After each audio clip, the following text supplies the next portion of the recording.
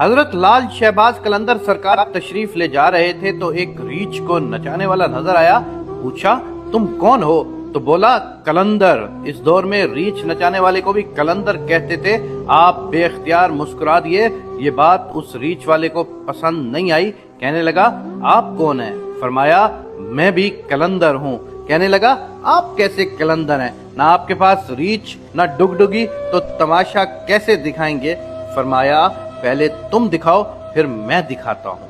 ریچھ والے نے ڈگڈگی بجائی اور ریچھ کھڑا ہو کر ناچنے لگا۔ اس نے کہا اب آپ کی باری ہے۔ حضرت لال شہباز قلندر رحمت اللہ علیہ دو درختوں کی ٹہنیوں پر کھڑے ہو گئے اور فرمایا نیچے سے گزر جاؤ، مگر یاد رکھنا آگے جانا مگر واپس کبھی مت آنا۔ جیسے ہی وہ نیچے سے گزرا ماحول ہی بدل گیا۔ نہ وہ سورج کی گرمی نہ گرد و غبار، جہاں تک نظر دیکھے خوبصورت پہاڑ، سبزہ وادیاں، نہ موسم گرم نہ ٹھنڈا۔ ابھی اسی سوچ میں ہی تھا کہ دیکھا کہ ایک عظیم لشکر سپاہیوں کا گھوڑوں پر سوار تیزی سے اس کی طرف بڑھ رہا ہے۔ وہ گھبرا گیا کہ آج تو جان گئی۔ پاس پہنچ کر لشکر رکا اور سپہ سالار آگے بڑھا۔ اس سے پہلے وہ کچھ کہتا سپہ سالار بولا بادشاہ سلامت، آپ کہاں غائب ہو گئے تھے؟ آپ کی سلطنت آپ کا انتظار کر رہی ہے اور ملکہ عالیہ کا رو رو کے برا حال ہے۔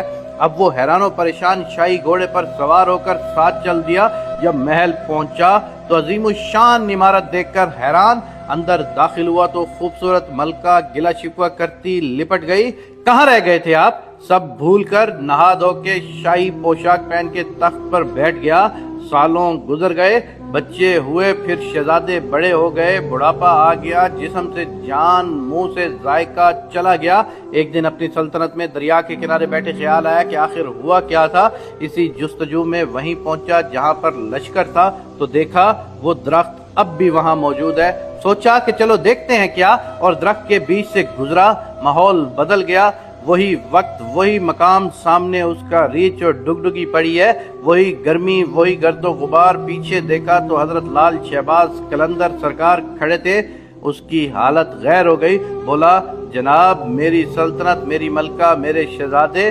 تو آپ نے فرمایا یہ سب تماشا تھا، جیسے ڈگڈگی بجا کے تم نے مجھے ریچھ کا تماشا دکھایا ہے اور میں نے تجھے جا کے تماشا دکھایا ہے، لیکن ساتھ میں نے تجھے یہ بھی کہا تھا کہ تم نے آگے جانا ہے، واپس نہیں آنا، کیونکہ جب تم واپس آؤ گے تو یہ تماشا ختم ہو چکا ہوگا۔ اور وہ قلندر ریچھ کو لے کر واپس اپنی منزل پر چل گیا اور پوری زندگی اسی خواب کو سوچنے لگا جو حضرت لال شہباز قلندر کی وجہ سے اس نے دیکھا تھا۔ اور سچ کہتی ہے دنیا، یہ سب تماشا ہے۔ ہر کوئی یہاں پہ قلندر ہے اور ہر کوئی یہاں پہ آ کے اپنا تماشا کرتا ہوا چلا جا رہا ہے۔